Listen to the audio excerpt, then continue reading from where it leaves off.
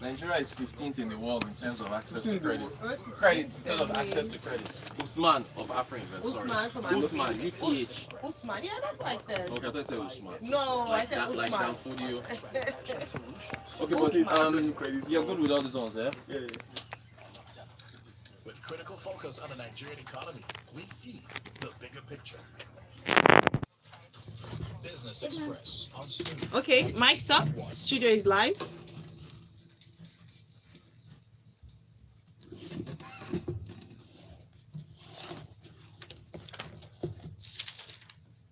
Good morning, Lagos, and thank you very much for staying tuned here on Smooth 98.1. It's time for Business Express 981, and I'm Ayo Myresi with Rotus. Hey, good morning, Ayo. Lagos, good morning to you as well. Okay, Lovely rain out there. No, not lovely, please. Well, it's not too bad. It's flood. you know. It's the roads are being in front flooded, here, exactly, of course. so it's not Now, lovely. if you're a business and you go on social media and start complaining about the rain and how government needs to fix the roads, and you start shouting, are they gonna come after you? Is that what Mr. Social media Look at me, I'm jumping into the stories already. We have Uthman here from Afrinvest. Good morning, Lagos. Good morning. Good to have you, Yes, Usman. welcome. All right, so if you'd like to react to the story or to the comments that Rotus has made, or just send in your comments as well, please send to WhatsApp 0809 444 0981. On Twitter, we're at Smooth981FM. Please use the hashtag Business Express 981. We're also streaming live on YouTube. Please keep your comments coming in. All right, thank you. So yeah, I mean, I saw this just yesterday. The federal government is saying that they want to regulate social. This is a Tech Friday story, but if you wait till Friday, the story. I mean, Uthman, where are you on this? It's the Lai Mohammed, Minister of Information and Culture, said that what is it now? Government may no longer fold its arms and allow this to continue. That the activities on social media are setting the country on fire. What? You know. I don't know. Is this possible? Do they have the skill to regulate social media? Well, the reality is outside the manpower, okay. I think I really don't know how this is going to play out to start with first. The information is not clear on how this is going to play out.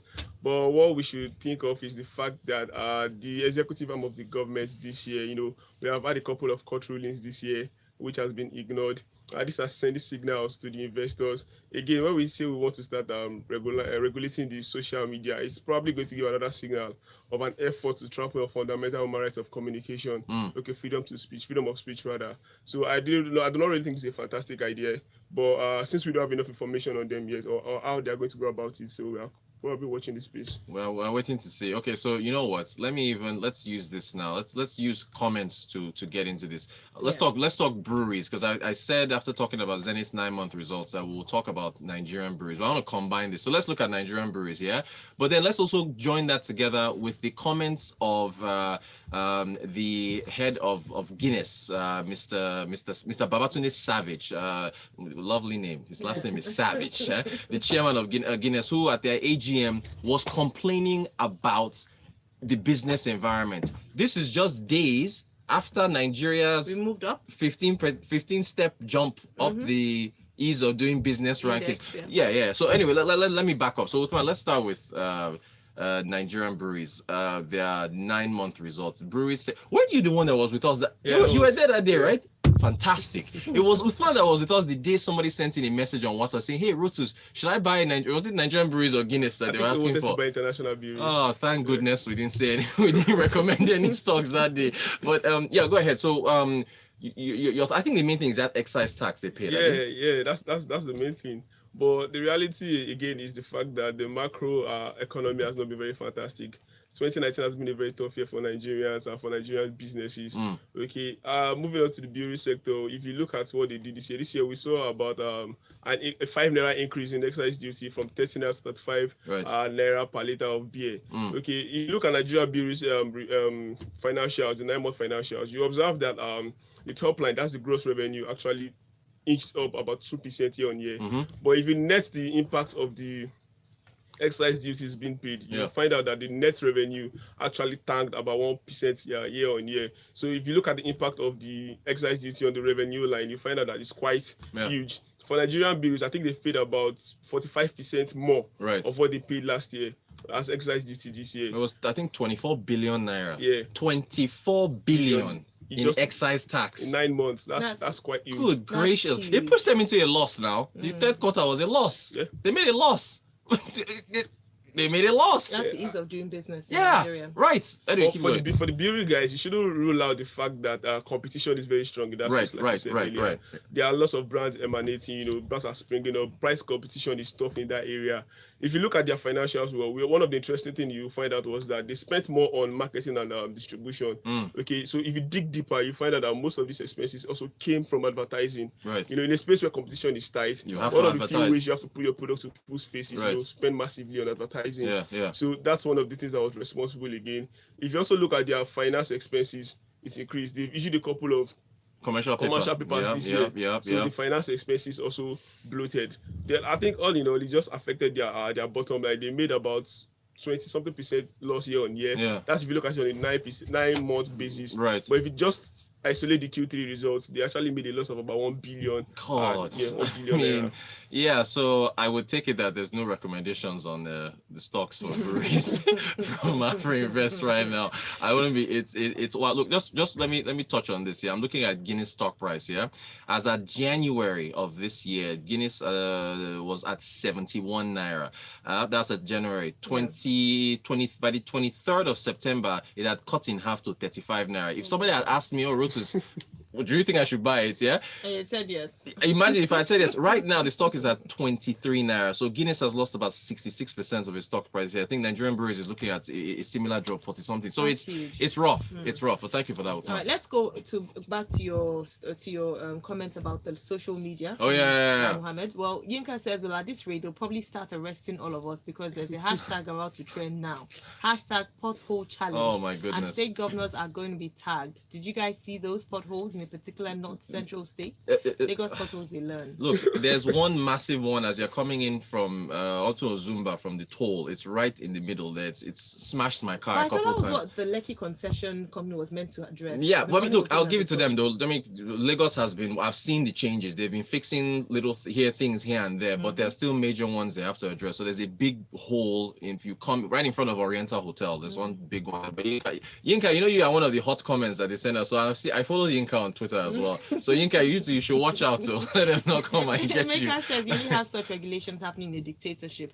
A government that is open to criticism succeeds in governance and its subjects are happy. So going back to that story, then Mr. Lai should be guided, says this comment here, Christian. Yeah. Social media is a ranting place. Try banning it and you realize that Nigerians can be more resilient than the people of Hong Kong. Social media is, I think, it's how they push the governor of Lagos into this emergency thing he called for social media the. is a powerful I mean, tool. it's huge.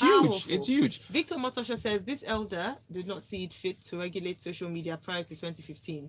They used it extensively for propaganda to win people over to themselves. Now they feel the pain. How can they regulate people in diaspora? That's a very good question. And then MI from Makoka says, wow, set on fire. Interesting choice of words. I'm curious to know what are the metrics that will be deployed. Are they saying I can't contribute to social discourse, or what happened to Showore will happen to me? The more we look at this long rope, the more it looks like a snake. Good point there. Okay, what about the comments on Mr. Babatunde Savage, or the chairman of Guinness? He said he was talking about VAT increase. Sorry, that's actually what he was talking about. He was saying that the increase from 5 to 7.5 will be bad for businesses and consumers. Then he now dovetailed into the business environment, saying it's still very challenging. Nothing is not, your thoughts on that? I mean, they're still going to increase it, right? True. That's how it looks. Yeah. So the thing is, outside the VAT, where the CFO of Guinness yesterday also published a statement, okay, and again they mentioned they dwelled mostly on the excise duties. The tax. So Okay. yeah, the excise duties. It's really paining them. It's really eating them hard. Yes. Outside the fact that the business environment is quite tough. Okay, if you look at the GDP numbers, look at the growth rates we've seen this year, that's not so comforting, and they've not started looking as if it's promising either. Yeah. Okay, so outside the macro environment, VAT, excise duties, taxation here and there, and if you also look at the infrastructure, some of these guys have their production plants somewhere in the country. They have to move from one place to another. Right. So all these things coupled together is really eating them hard, and it's affecting their bottom line. Okay, let's read Benga's Yes, comment. Benga says Thank the you for that, business Uthman. environment is tough, very tough, and regulation is a big impediment to much for ease, so much for ease of doing business. Let me run. Yeah. Let me quickly, just based on what Uthman analysis Yeah. and Benga's, real Yeah. quick. We had a poll yesterday on our. You should guys should tune in for our SME show on Tuesday afternoons. time is Business Hub. It's 5:15 on 5:15. Tuesday. We asked people. We asked on a poll on our Sud FM handle. Has ease of doing business in Nigeria improved for you? 10% says it has improved very much. Don't relax, so don't shout yet. 28% said it's not improved at all. 33% said it has improved slightly, and 29% said things have gotten worse. So if you actually combine it has not improved at all and things have gotten worse, that was the majority of the reactions or the votes that came in. So the ease of doing business rankings, then many people are saying that thing was just a cosmetic jump. I mean, what because in light of all this, I mean, what do we do with the World Bank's ease of doing business ranking saying we've jumped 15 places? So the actual thing is that the ease of doing business has probably improved. For example, if you want to register a company with CAC, I think it's quite easier now. It's seamless, and I think at a point this year they also reduced the cost of registering business. Right, Yeah. from 10,000 to 5,500. Exactly. So, I registered business names at least. Yeah, Okay. exactly. So I'm a beneficiary. So when you start looking at it from that perspective, you might want to say, okay, it's better off. Also, I think the policy of visa on arrival, also helps some businesses. I was reading a CNN report about an air ambulance company in Nigeria, and they've actually come out to say yes, when it comes to bringing in patients from the country or from other countries rather to Nigeria, it has actually helped their businesses. Okay, so when you start looking at it from that aspect, you find out that the ease of doing business has probably improved a bit. Okay. But the actual business environment, Right. the infrastructures, you get the GDPs, Electricity. the GDP numbers, electricity, Regulation. power. Those are the things that are injuring If businesses. power can be sorted, we'll move on. We'll be number one. They'll ignore our other faults.